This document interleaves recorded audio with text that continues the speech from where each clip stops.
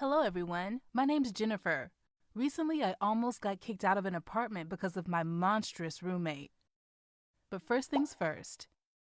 Last year I turned 18 and got into college.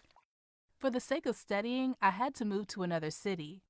I didn't want to live in a dorm, so I was looking for an apartment to rent. But at the same time, renting an apartment all by myself was too expensive. I was planning to find a part-time job, but I also didn't want to have to spend my whole salary on rent. That's why I found a roommate. A distant friend of mine from my hometown got into the same college and was looking for a place to live, just like me. So we spoke and she agreed to live with me. We managed to rent a single-room studio apartment near the college. The price for the two of us was more than acceptable, so we put in an application for it at the first opportunity. In general, everything was great in every way possible, until we started living together.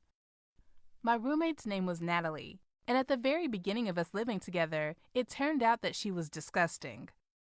She decided that washing dishes was unnecessary. When the sink was full, she put the dirty dishes on the table, on the windowsill, on the floor beside the bed. And since we had a studio apartment, meaning that our room was connected to the kitchen, it's fair to say that dirty dishes were everywhere.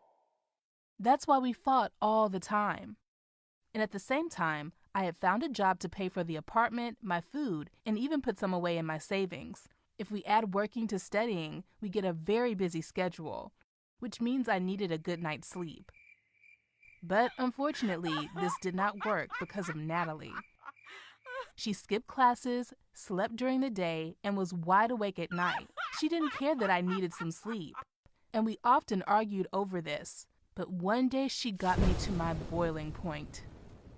Once I returned home at 10 in the evening after work as usual, but the door was locked from the inside. I knocked and rang the bell, but no one could hear me due to the fact that the music was playing so loudly in the apartment. In the end, I sat by the door of my apartment until 4 a.m. Until 4 a.m. I sat there until strangers started coming out of my door. And you know what? It turned out that she was having a party. I was so sick of this. Neither talking nor shouting helped, so the only way out was to find another roommate. When all the party animals left the apartment, I began to threaten her. I said that if she didn't move out, she'd be evicted by the landlords after I told them about the eternal devastation in the apartment and the party. From such a brazen girl, I expected to hear different things in response, but she began to cry. She asked me not to kick her out and told her story. It turned out that her mother was seriously ill, and Natalie behaved like a jerk to everyone because she could not help the person she loved most in this world. And the party was a distraction from her constant grief. Man, when I look at the situation from that angle, I felt a little bit ashamed that I was just straight up blaming her for everything, instead of finding out why she was doing it. I decided I had to be more tolerant. After Nat opened up to me, we started to trust each other more. We weren't exactly friends, but we were getting there. It was time to pay the rent. As I prepared my share, Nat came to me. Because of the situation with her mother, she had financial difficulties and she asked me to pay for the apartment on my own for a while. And obviously when the money comes, she'd give it to me. I had the ability. I managed to put away some savings, so how could I refuse? I decided it was the least I could do, and for a few months without any negotiation, I paid it all by myself. I like to call my parents often, and one day my dad and I were on the phone. We talked about how they were doing and then about me. And of course I mentioned that Natalie's mom was seriously ill and that I was worried about her. But Dad, to put it mildly, was surprised. They live in the same city and he said he saw her at the supermarket recently, and she seemed perfectly healthy. It was very strange because according to Natalie, her mother had been in the hospital for 6 months and could hardly move around the ward. So I certainly didn't want to believe it, but after I thought about it, it became clear that Natalie had been lying to me the whole time. What kind of monster would lie about their mother's health for their own gain? Long story short, I went up to her to deal with it. After I told her that my dad had seen her mom outside the hospital, she confessed. Of course I shouted at her. I only put up with her because of the situation with her mom, but since it was fake, I had to evict her and find a new roommate. But she also neither planned to return the money nor move out. Clearly, I didn't want to let it go. But what could I do? I didn't see how I could get her to return the money. That's why I decided to steal it. I admit that I understand that this was a very bad thing to do, but I just wanted to take back what belonged to me, so I was determined to do it. I was lucky that Natalie didn't trust banks and kept all of her money in her locker, so I just waited for her to go about her business and quickly took it from there. If you think I'm a thief, I will explain it one more time. I only took my money. Unfortunately, Natalie didn't think it was okay. After some time, she of course noticed that she was missing money and came up to me. I am amazed that this person managed to consider stolen money her own. It should be noted that she threatened me more professionally than I threatened her. She said if I didn't give the money back, I'd pay for it another way. But I still stood my ground and of course was not going to return anything because I had already paid our rent with it. So we drifted apart. I would not wish living with this type of person on my worst enemy. So I began to think of a plan for her eviction, but then there was a knock at our door. It was the owners. Natalie called them to show them how I was slowly destroying their apartment.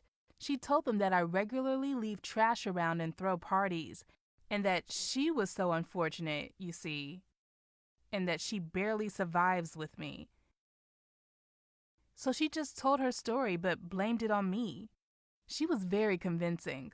I think if I didn't know the situation, I might believe it too.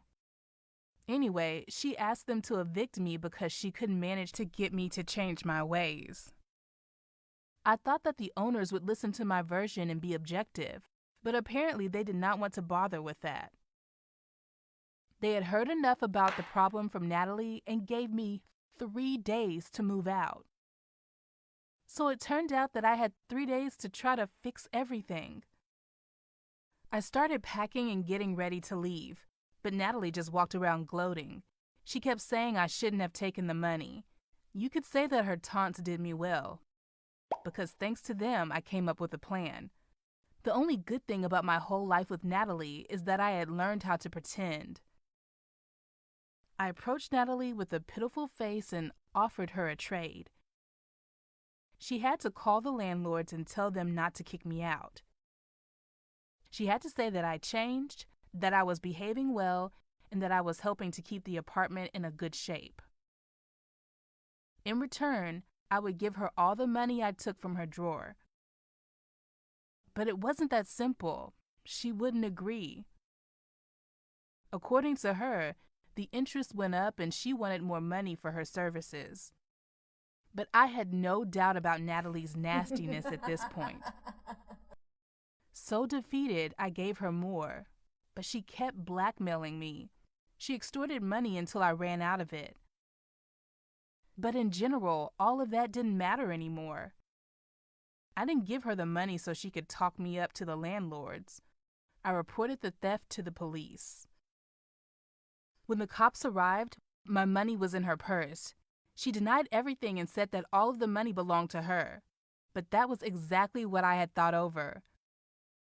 I saw a series about detectives where the money was marked with paint that glows in ultraviolet light to catch criminals. That was my plan. Of course, I had to run around to different shops to find this paint, but it was all worth it. You should have seen her face when the money got lit up with an ultraviolet lamp. I was told that it would be returned later because it would be evidence for now. But I didn't mind. Natalie was taken to the station.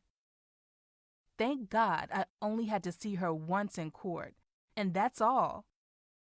After the whole situation with the police, I called the owners of the apartment myself. I told them that Natalie wasn't really telling the truth about me. She was the one who threw parties and was constantly making a mess in the apartment. And the proof for what I had just told them was that Natalie was taken to the police station for stealing. The owners were surprised that we had this kind of an action movie as our life. But in general, they only cared that the apartment was regularly paid for and was kept in good shape, which I promised to do. I am very happy that Natalie is finally no longer in my life. I hope my next roommate will be better, and I will never have to do any of the things I had to do while living with Natalie again.